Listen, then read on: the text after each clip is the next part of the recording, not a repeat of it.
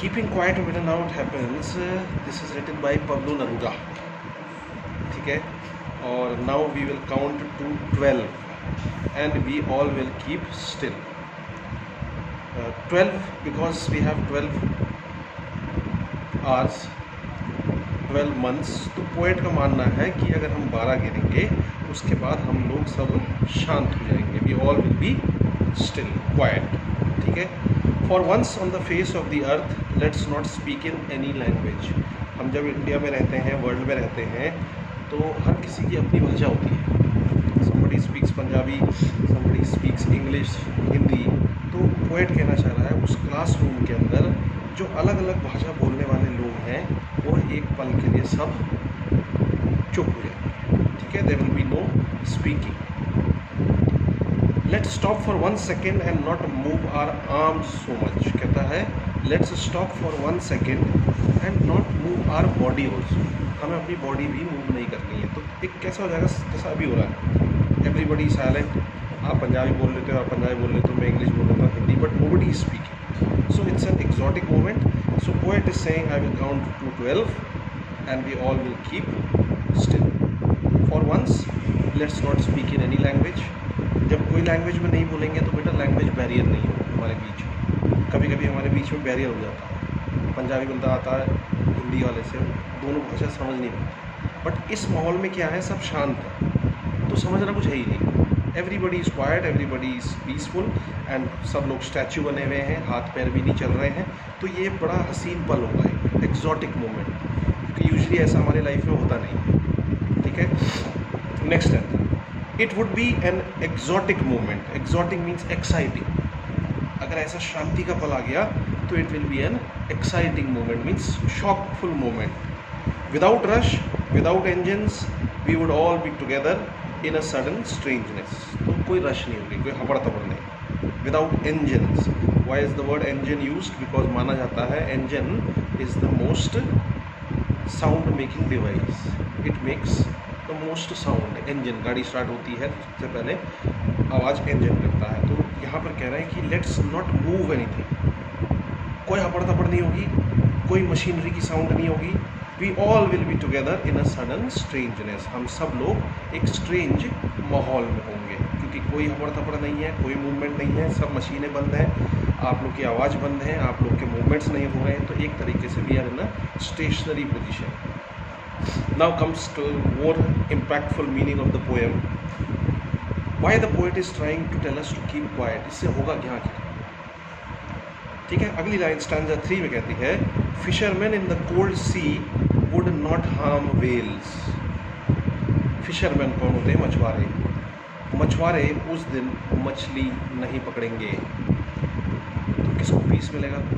मछली को, यानी एक्वेटिक लाइफ. अदरवाइज़ क्या है, उनको अपनी जान का खतरा है. आज हम इस मछुआरे के हाथ आ जाएंगे, आज हमें पकड़ा जाएगा, आज हमें मार दिया जाएगा. बट उस दिन मछुआरे भी मछली नहीं पकड़ेंगे.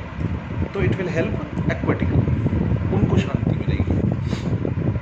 And the men gathering salt would look at his hurt hands and those people who prepare salt, जो नमक बनाते हैं, उस दिन वो भी नमक नहीं बनाएंगे.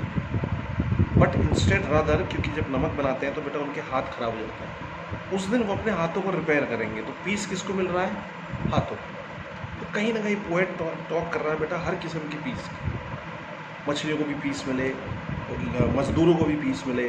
ठीक है. Next answer, those who prepare green Wars with gas. Green Wars कौन प्रिपेयर करता है? Scientists, in the form of nuclear weapons. So the nuclear weapon scientist will stop making the nuclear weapons. So peace किसको मिलेगा? Nature. जब nuclear bomb पड़ता है तो what is disturbed most? Human beings तो मरते हैं. Nature. Like take the case of Japan, Hiroshima and Nagasaki. 2 bombs were dropped in 1945. Till today वहाँ खेती नहीं होती. तो कहीं ना कहीं हमने किसको, इंसान जो मर गए वो तो मर गए बेटा, हमने किसको डिस्टर्ब किया है? नेचर को, एनवायरमेंट को. तो if the scientist don't prepare these weapons, nature will not be destroyed. तो नेचर को पीस मिलेगा. Then wars with fire, victory with no survivors, would put on clean clothes and walk about with their brothers in the shade doing nothing. Now wars with fire. So soldiers. So that day the soldiers will also not fight with each other, rather they will put on clean clothes and walk like brothers. पेड़ की छाया में दोस्तों की तरह बैठेंगे। तो इससे किसको पीस मिलेगा बेटा? कंट्रीज को। ठीक है, इमेजिन करो कि इंडिया और पाकिस्तान के सोल्जर्स दोस्त बन जाए, तो लड़ाई होगी नहीं। जब लड़ाई नहीं होगी तो there is peace in the country also. So poet बेटा ओवरऑल जो आपसे बात कर रहा है पीस। साइलेंस का मतलब ये नहीं कि हमें चुप होना, पीस ऑफ माइंड। ठीक है, the next answer, what I want should not be confused with total inactivity. Now you children must be thinking, fishermen will not catch the fish, salt making people will not make salt, scientists will stop working, soldiers will stop fighting. तो ये तो पूरी दुनिया रुक जाएगी ना, दुकानदार दुकान नहीं खोलेगा, सब शांति के चक्कर में जाएंगे। तो पोएट कह रहा what I want should not be confused with total inactivity। कह रहा लाइफ चलते रहती है, life is what it is about. I want no truck with death. कहीं ना कहीं poet says I don't want any association with death. गलत किस्म की डेथ। ठीक है, natural death everybody will have, universal truth है, मगर जैसे कभी एक्सीडेंट हो जाता है, पानी में डूब जाते हैं, लड़ाई में सोल्जर एक दूसरे को मार देते हैं, ठीक है, साइंटिस्ट ने न्यूक्लियर बॉम्ब गिराया, पूरी दुनिया तबाह हो गई। So he doesn't want that, he doesn't want any accidental death, but he says life moves on, life चलती है। Next, if we were not so single minded about keeping our lifes moving at present in this scenario. आज आपने देखा होगा अगर road पे किसी का एक्सीडेंट हो जाता है, what is the first thing we do? We take out the mobile, video बनती है और वायरल हो जाती है। ठीक है, हम ये नहीं देखते दैट पर्सन नीड्स हेल्प, हम भी उसकी जगह हो सकते हैं। तो आज की तारीख में पोएट कह रहा है we have become single minded, हम सिर्फ अपने बारे में सोचते हैं। And for once could do nothing, perhaps a huge silence might interrupt this sadness. कभी कभी we are very sad, we are not able to study, we are not able to solve numericals, accounts नहीं हो रही है, करते जा रहे हैं पन्ने पे पन्ने बर्बाद, तब सोचते हैं यार व्हाट इज़ हैपनिंग। पोएट कहता है don't worry, just few moments of silent, और उसके बाद प्रैक्टिस करना है, उसको करना, you will be able to do. जैसे मतलब बॉडी होती है, दिन भर आप लोग थके हो, सुबह से क्लास ज्वाइन करी है, फिजिकल की, इंग्लिश की, साइंस की, ये अब जाके घर में पढ़ोगे भी, और भी काम है, तो रात को भगवान ने क्या बनाया है? स्लीप। स्लीप भी क्या है? साइलेंस ही तो है, शांति। आप चले जाते हैं और अगले दिन जब सुबह उठते हैं you are fresh. If there would have been no night, तब क्या होगा? फ्रेश नहीं होते, ठीक, साइलेंस नहीं मिलता आपको। तो सारा सिस्टम जो बॉडी का बना है बेटा और लाइफ का बना है, वो डायरेक्टली कहता है peace, peace of mind, body and spirit. चुप रहने से कुछ नहीं होगा, हमें अंदर से पीस होना है। ठीक है, and for this what you have to do is the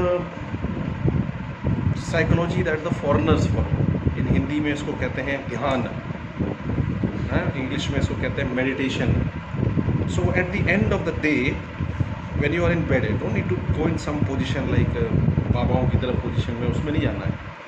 just सोते सोते सोचो what has gone wrong right from the morning till that time, what has gone right from the morning till that time, what went wrong, what went right, कुछ गलती हुई, सारी चीज़ को बोलो, मन से निकालो और सो जाओ। And next day when you will get up, you will feel fresh. Perhaps the earth can teach us. If you don't trust or agree with Alan sir, then the earth will teach you. Especially those farmers. जब बेटा बीज लगाते हो कहाँ जाता है?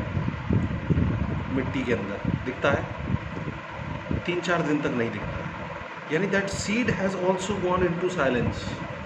But when it comes out as a पौधा, सारे लोग एडमायर करते हैं, वाह क्या सुंदर पौधा है, राइट।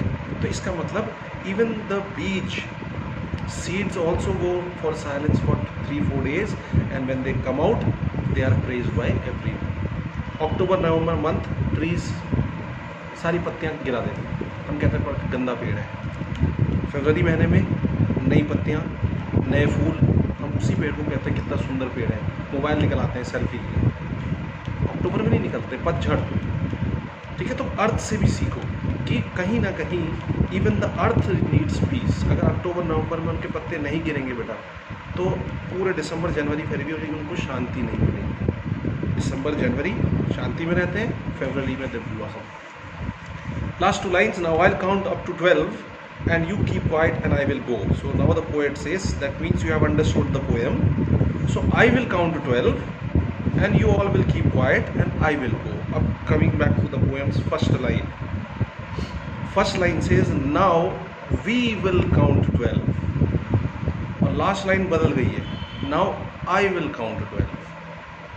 तो in the beginning it was meant कि किसी को पीस का मतलब नहीं मालूम, तो हम सब गिनेंगे।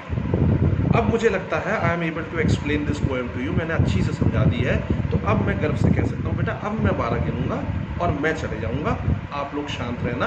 एंड इंट्रोस्पेक्ट, शांत वाला नहीं, मुँह से वाला नहीं, introspection of the body, what am I from inside.